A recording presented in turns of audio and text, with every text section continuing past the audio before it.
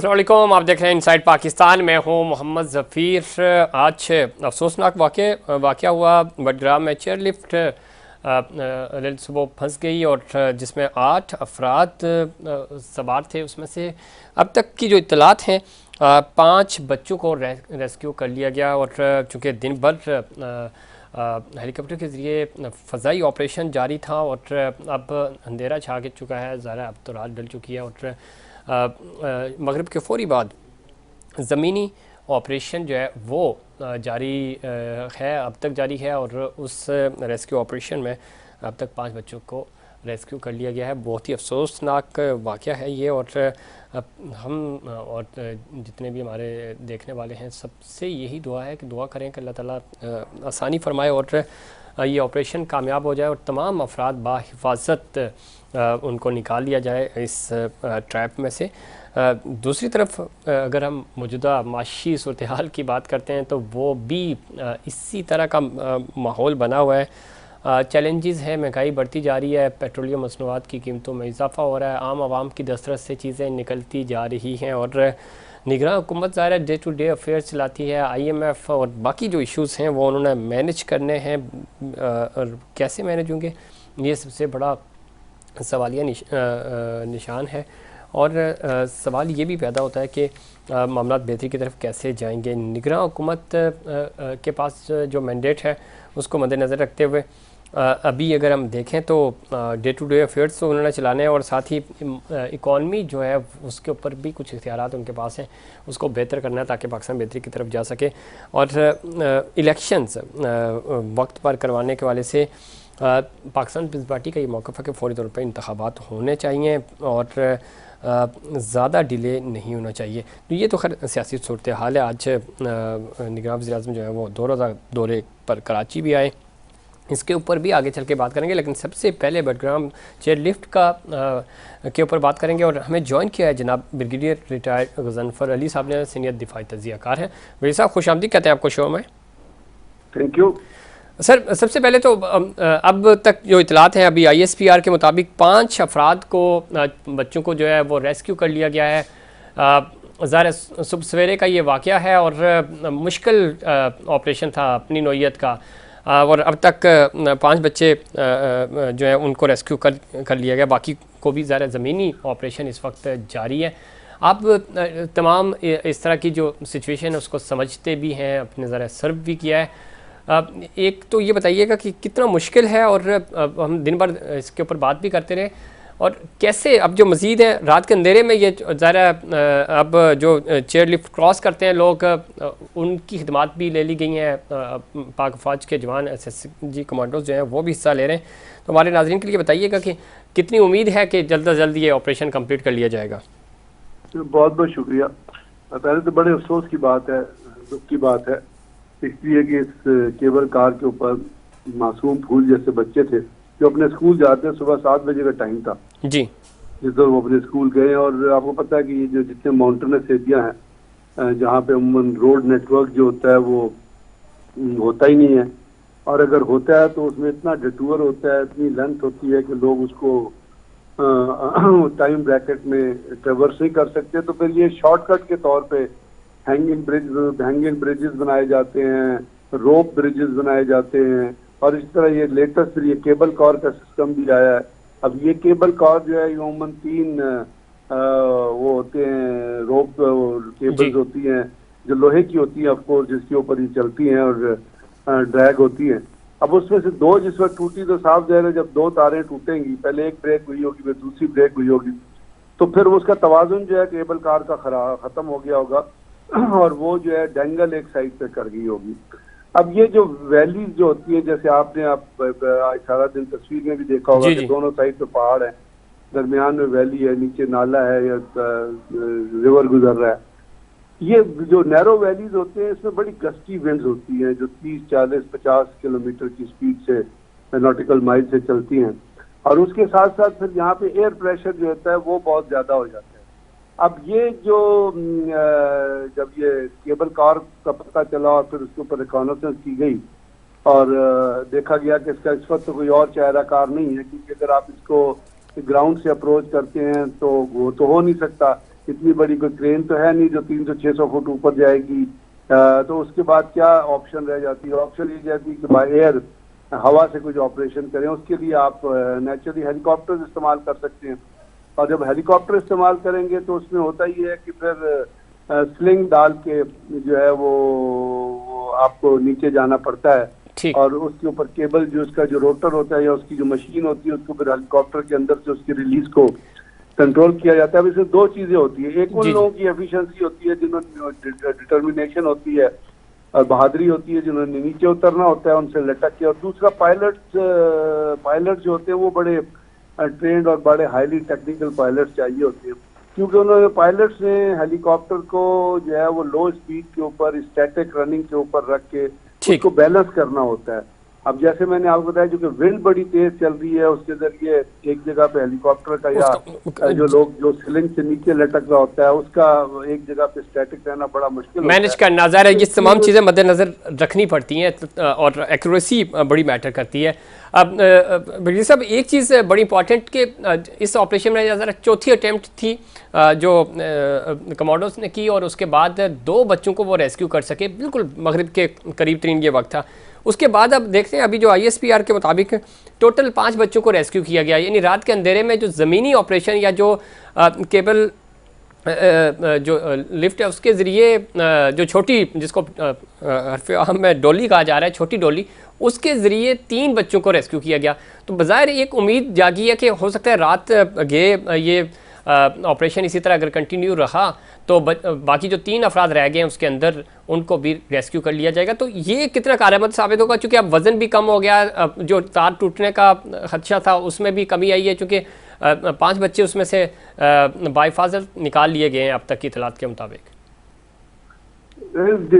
बात यह कि जो इस वक्त जो वहाँ पे सूरत हाल है, जो वेदर की मैं देख रहा था जी, तो इस वक्त वेदर की जो लोकल उस इलाके में इस वक्त जो हवा का जो दबाव है और जो स्पीड है वो बड़ी कम हुई है, स्टैटिक हुई है बल्कि आप कहें जिसको।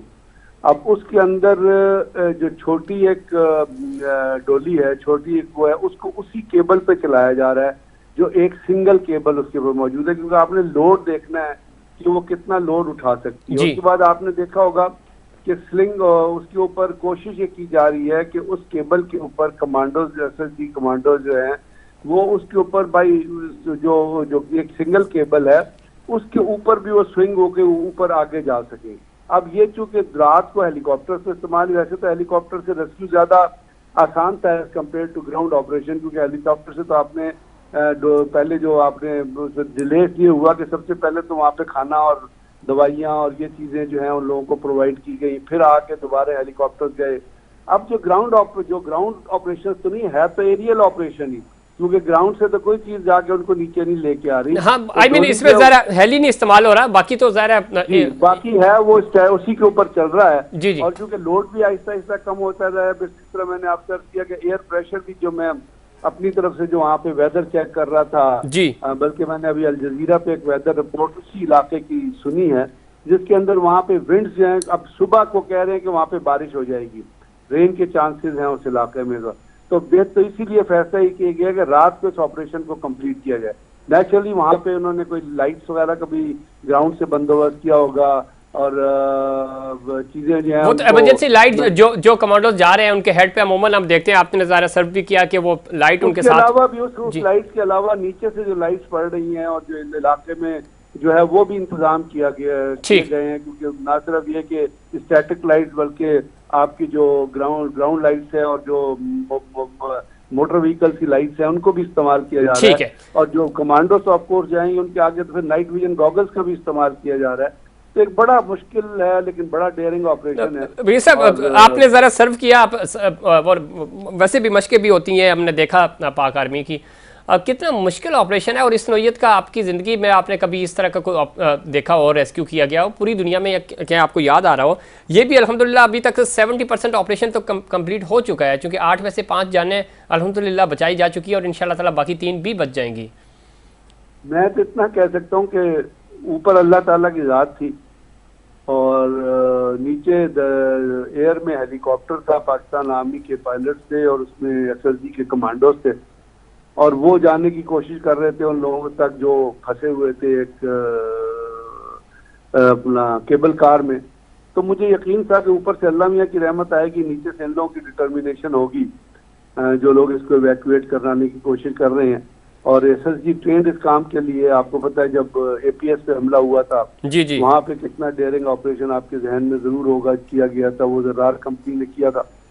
तो मुझे अल्लाह ताला की ज़ात से दुआ थी और इनसे उम्मीद थी कि ये ऑपरेशन जो है, क्योंकि हमने बहुत बड़े फौज में जब आप होते हैं तो काफ़ी ऐसी चीज़ों से गुजरना पड़ता है जहाँ पे ट्रिकी सिचुएशन में फंस जाते हैं, लेकिन डिटर्मिनेशन और कमिटमेंट और एक ये चीज़ कि मैंने अपने मुल्क के बच्चों को बचाना है, ये आपके अंदर एक बहुत बड़ा जज्बा जनरेट कर लेती है। तो उस वक्त ही मुझे अल्लाह ताला से उम्मीद थी और यकीन था कि किसी न किसी तरह, किसी न किसी तरीके से ये लोग इन बच्चों को जो है रेस्क्यू कर लेंगे। हाँ, तो एक मुझे डर था कि कहीं प्रेशर की वजह से जो तीसरी नॉट है वो ना खुदा ना करे कहीं ब्रेक ना हो जाए, जी जी जिस पे किसी का कंट्रोल नहीं था। मुझे इतना पता था जब तक वो हैंग कर रही है, वो जो केबल कार जब तक हैंग कर रही है, उस वक्त तक 100% चांसेस हैं अल्लाह ताला की ज़ात के करम से और इनकी डिटर्मिनेशन से कि ये लोग बच्चों को बचा लेंगे। जी, ये तो सर ये चीज़ें हो गई, अब होप है और इंशाल्लाह ताला अल्लाह ताला मदद करेगा। और ये 3 जो लोग रह गए हैं, बच्चे और एक जो आदमी है, तो उनको भी रेस्क्यू कर लिया जाएगा। लेकिन बीइंग एक्सपर्ट, आप क्या समझते हैं कि इस तरह की चेयरलिफ्ट मजबूरी है? उस इलाके को मैं भी समझता हूँ, आपने भी बहुत दफ़ा ट्रैवल किया होगा, देखा भी है, तो क्या एहतियाती तदाबीर हो सकती हैं? और वैसे भी जो टूरिस्ट भी जाते हैं, अमूमन हम देखते हैं मरी में इस तरह के हादसा भी हो जाते हैं, लेकिन क्या एहतियात करनी चाहिए ताकि आइंदा इस तरह की किसी सूरत हाल से बचा जा सके? ये तो आपने मतलब $1,000,000 पॉइंट का है ना कि ऐसे हादसा होने ही नहीं चाहिए। अब यहाँ पे मैंने जैसे आपसे अर्ज किया कि अगर आपने पूरे कश्मीर में या नदरन एरियाज में ट्रैवल जरूर किया होगा, आपने देखा बहुत सारी जगह आती है जहाँ पे रोप ब्रिजेस होती है, यानी रोप लगा के ब्रिज बनाया होता है, उस पर लोग चल रहे होते हैं। फिर फट्टों के ब्रिज होते हैं कि छोटे छोटे फट्टे लगा के ब्रिजेस बनाए जाते हैं, और इस तरह की बेताशा चीजें आपको मिलेंगी। तो उसके लिए जो जरूरत होती है उसकी कांस्टेंट मेंटेनेंस की। जी जी कि आप उसको इसका मतलब ये है कि ये जो तोक है ये एकदम तो नहीं टूट सकती ना। ये पहले जैसे आप देखते हैं रस्सी है, जब रस्सी टूटती है तो आहिस्ता आहिस्ता उसके नॉट्स जो होते हैं वो कम होने शुरू होते हैं। जी जी इसी तरह जब ये केबल टूटती है तो इसके भी नॉट्स मुख्तलिफ जगहों से क्रैक होना शुरू हो जाते हैं, और वो क्रैक होती है या तो आप उसको ऑयलिंग ठीक नहीं कर रहे, या वो उसको इतना एक्सेसिव यूज है कि एक्सेसिव यूज की वजह से उसकी मेंटेनेंस भी, कुछ लोग तो जिम्मेदार हैं ना उसकी मेंटेनेंस का। जी जी बिल्कुल। तो इसका मतलब ये है कि नेग्लिजेंस जो है ना, नेग्लिजेंस और लैक ऑफ मेंटेनेंस जो होती है वो इस किस्म की ये चीज़ है। जन साहब, आप चूंकि जिस इदारे में आपने सर्व किया वहाँ तो ये चीज़ें बड़ी मैटर करती हैं, और तो ऐसा हो नहीं सकता कि कोई मेंटेनेंस ना हो, गाड़ी निकलने से पहले उसको मुकम्मल तौर पे टेस्ट ना किया जाए। लेकिन अमूमी रवैया है हमारा, हम सब का, यानी फोर्सेस से हटकर मैं बात कर रहा हूँ कि गाड़ी भी ख़राब है, उसमें ऑयल अगर कम भी है तो हम कोशिश करते हैं कि खैर अल्लाह मालिक हम चला लेंगे, वापसी भी कर लेंगे, सही करा देंगे। ऑयल कम है तो भी उसको हम मेंटेनेंस पे नहीं लेके जाते। ये हमारी एक हैबिट बन चुकी है। तो ये चीज़ें बड़ी ज़रूरी है, क्योंकि रिस्क आप ले रहे हैं और एक ज़रा बराबर भी आप गलती करेंगे तो उसका खमियाजा फिर हमें इस तरह के वाक़यात की सूरत में भुगतना पड़ता है। तो हमारे देखने वालों के लिए भी, कौम के लिए क्या पैगाम देना चाहेंगे कि आपने इस तरह का जो रिस्क है, क्योंकि फोर्सेस में तो बड़ा स्ट्रिक्ट होता है, मैं समझता हूँ कि वो वहाँ तो एक एक चीज़ फॉलो होती है, आम पाकिस्तानी इन चीज़ों को नहीं फॉलो करता। पैगाम तो सिंपल है, जहाँ के जो शख्स जिस काम की जिम्मेदार है उसको वो काम पूरा करना चाहिए। अब पाकिस्तान में कितनी चीजें हो चुकी हैं, आपको याद है एक मुल्तान से एक जहाज ने टेक ऑफ किया था, वो फोकर फ्लाइंग के काबिल नहीं था, फ्लाइंग फिट नहीं था, उसमें आम भरे हुए थे, वो हादसे का शिकार हो गया था। चित्राल से एक जहाज आ रहा था PIA का जिसमें जुनैद जमशेद जी बिल्कुल वो सवार, उसके बाद जो रिपोर्ट आई थी उसकी आपने जरूर पढ़ी होगी कि वो it was lack of maintenance, defective aircraft था जिसको आप यूज कर रहे थे। उसके बाद आपने देखा कराची में PIA का जहाज तबाह हुआ। सर कथा कलामी, ये मैं कहना चाह रहा हूँ कि हमारा सिविलियंस का ये माइंडसेट है कि कोई चीज़ खराब भी है तो हम अल्लाह के भरोसे पे नाम लेके निकल जाते हैं। तो अल्लाह तो कहता है ना पहले अपना काम पूरा करो फिर मुझ पे भरोसा करो। जी जी, मैं वो कह रहा हूँ इस सोच को कैसे खत्म करें। जी प्लीज। ये इसके लिए तो लोगों को खुद अपनी जान की खुद परवाह करनी पड़ेगी ना, अदारों को अपने अदारे की परवाह करनी पड़ेगी, अदारे की इज्जत। अगर PIA का जहाज इस तरह तबाह हो जाए तो क्या छोटी बात है, लेकिन होते हैं, एक नहीं हुआ, दो नहीं हुआ, 3 हुए। तो बात यह है कि जो शख्स जिस काम का जिम्मेदार है अगर मेरे भाई वो शख्स वो काम नहीं करेगा, जी जैसे स्विच से इस केबल कार को मेंटेन करने का तो कोई तो जिम्मेदार होगा ना। जी बिल्कुल। टाउन कमेटी होगी, कोई म्यूनिसिपल कमेटी होगी, कोई चेयर लिफ्ट कमेटी होगी, तो वो वेयर वाज दैट? अब क्या कहते वो लोग they be taken to task जो इसके लिए जिम्मेदार थे? इस वक्त एक ऑपरेशन चल रहा है, जज्बाती कैफियत है, सारे लोग चिचा रहे हैं कि ऑपरेशन जो है वो मुकम्मल हो जाए, हमकनार हो, कामयाबी। लेकिन भाई इसको मेंटेनेंस करने का भी तो कोई जिम्मेदार, वेयर आर दोज पीपल? क्यों ये केबल टूटी? ये मुझे नहीं लगता ये कोई इन्वेस्टिगेशन होगी। ये फिर नहीं होती सर, ये बदकिस्मती हमारे यहाँ हादसा हो जाता है। जिम्मेदारी है लोकल आपकी पॉलिटिकल लीडरशिप की। तो पॉलिटिकल लीडरशिप क्या करती है? आपको पता है यहाँ पिछले दिनों, अगर आपको याद हो, आपने देखा होगा कसूर में प्राइम मिनिस्टर, जो पुराना इम्पोर्टेड प्राइम मिनिस्टर था, वो कसूर में उसको बुलाया था, वहाँ पे लोकल एमपीज ने, तो बारिश हो रही थी और बारिश के अंदर वो रोड बना रहे थे।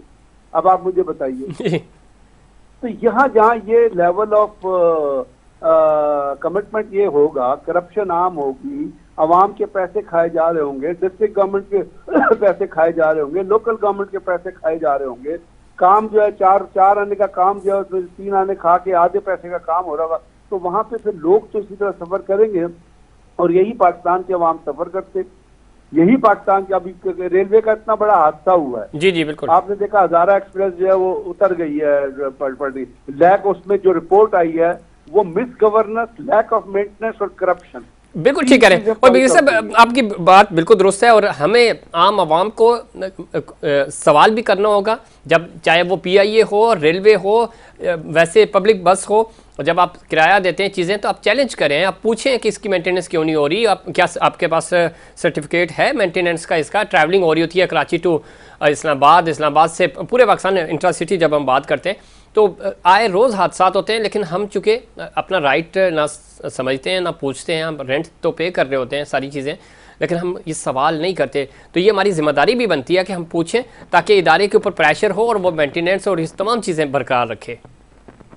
सर पूछा वहाँ जाता है जहाँ जवाब मिले। मुझे शेख रशीद का एक जवाब याद है, एक बहुत बड़ा ट्रेन का हादसा हुआ था ये जी सिंध में, अगर आपको याद हो, बहुत लोग शहीद हुए उसमें, और शेख रशीद से कहा गया कि आप रिजाइन करो, कहता मैं कोई ड्राइवर था जो रिजाइन करो।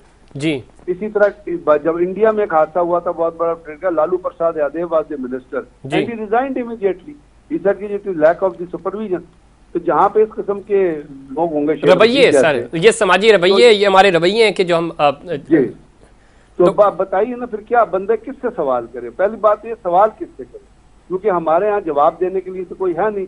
ये जितने आपके मिनिस्टर बैठे होते हैं, रेलवे पे बैठे हैं, PIA पे बैठे हैं, कई बैठे, वो तो खाने पीने पे लगे होते हैं, कमीशन खाने पे लगे होते हैं, करप्शन पे लगे होते हैं, और वो किसी की सुनते नहीं। They are not approachable. बिल्कुल ठीक कह रहे हैं सर, लेकिन इस सिस्टम बेहतर भी कैसे होगा? अब जाते जाते ये बताइए कि आखिर हम टैक्स भी पे करते हैं, यही सियासतदान है, और ये वोट भी लेने आ जाते हैं। और आज देखें ना, जिस जगह पे ये केबल कार चल रही है, वहाँ पे रोड्स होने चाहिए थे, और आज के इस दौर में अब रोड्स नहीं है, जब भी तो वो शॉर्टकट की तलाश में अपनी जिंदगी डेली बेसिस पे दाव पे लगा रहे हैं। देखिए ये चीजें तो रहेंगी, क्योंकि मैंने आपको बताया ना, माउंटेनस टेरेन की कन्फिग्रेशन बिल्कुल डिफरेंट होती है। अब आप रोड्स तो वहाँ पे हैं, लेकिन रोड बाज़ दफ़ा लंबी इतनी हो जाती हैं कि आप शॉर्टकट करना, कहाँ टाइम बचाना चाहते हैं। अब जैसे बच्चे स्कूल जा रहे थे, जी तो ये चीजें पाकिस्तान में नहीं, पूरी दुनिया में होती है। शॉर्ट ब्रिजेस भी पूरी दुनिया में होते हैं, इस किस्म की केबल कार भी होती है, लेकिन दे आर मैनेज्ड इफेक्टिवली, उनकी मैनेजमेंट ठीक होती है। एग्जैक्टली सर, यही वो पॉइंट है। मेरा खुद ताल्लुक इस इलाके से है, पहाड़ों पे चलते हैं, जाते हैं, लेकिन मेंटेनेंस जितनी भी ये केबल कार्स हैं बिरगी साहब, वो सारी प्राइवेट लोग उसको मैनेज कर रहे हैं। हुकूमत की सरपरस्ती बिल्कुल नहीं है। ब्रिजेस की आप बात कर रहे हैं, लकड़ी के ब्रिज बने हुए हैं, टूटे हुए हैं, बीच में लोग अपनी मदद आपके तहत उसमें वो फट्टे डालते हैं, उसके ऊपर चल रहे होते हैं। तो ये हुकूमती जो रवैये हैं, जिम्मेदारान जो हैं, इंतजामिया जो है, वो तो सब चीज़ें फंड्स खा जाती है, आम आवाम अपनी मदद, आप ये सारी चीज़ें मैनेज कर रहे होते हैं। पहाड़ों के ऊपर की बात कर रहा हूँ मैं यही तो आपसे बात कर रहा हूँ कि इसी में तो आपकी लीडरशिप इन्वॉल्व होती है मिस्टर गवर्नर। हम फिर उन्हीं को वोट देते हैं, हम कहते हैं एक दफा फिर इसको लेके आते हैं। ये पता होता है कि एक शख्स ने कहा, अभी सिंध में देखिए ना, सिंध में करप्शन बुरा हाल है सिंध में करप्शन, मतलब इतनी मैसिव करप्शन जो है ना, वो खाकान अब्बासी ने भी कहा दिया आपके सामने कि इस तारीख में इससे बड़ी गवर्नमेंट कोई नहीं।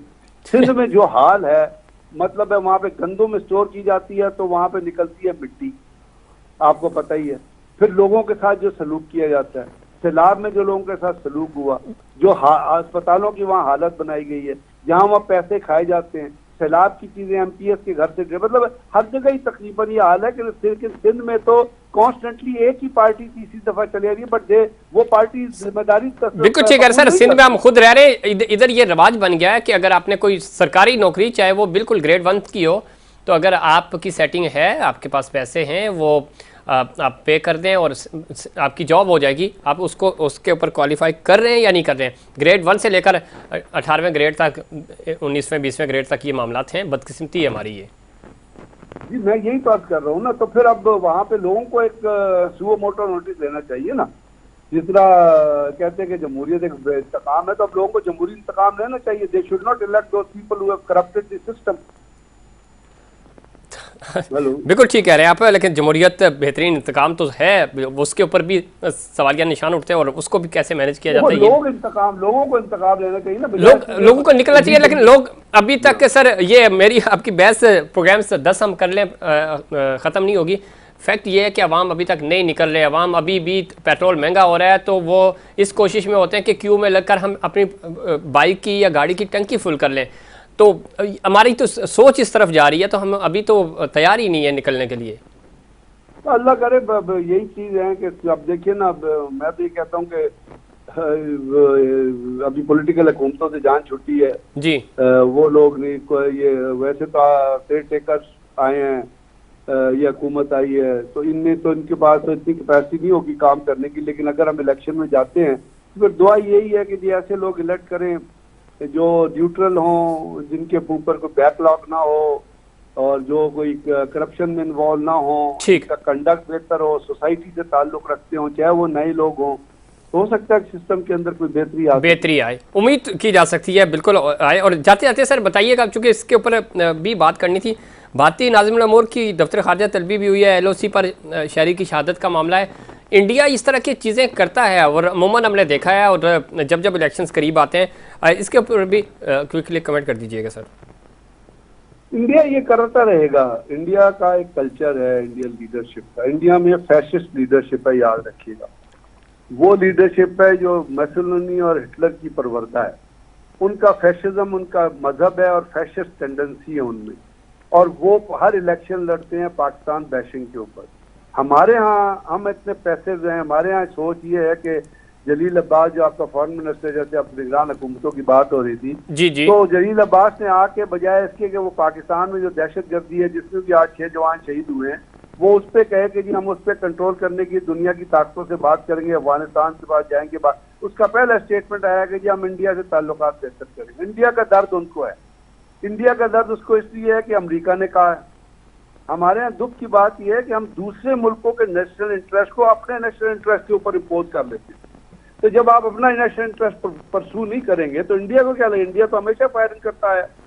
वो नवाज शरीफ और मोदी ने जब टेक ओवर किया था और नवाज शरीफ गया था उसकी वो सेरेमनी में जो उसने वो की थी, तो वहां से आज जब नवाज शरीफ वापस आया था तो आते ही क्या हुआ था, आते ही जो है वो लाइन ऑफ कंट्रोल पे फायरिंग शुरू हो गई थी।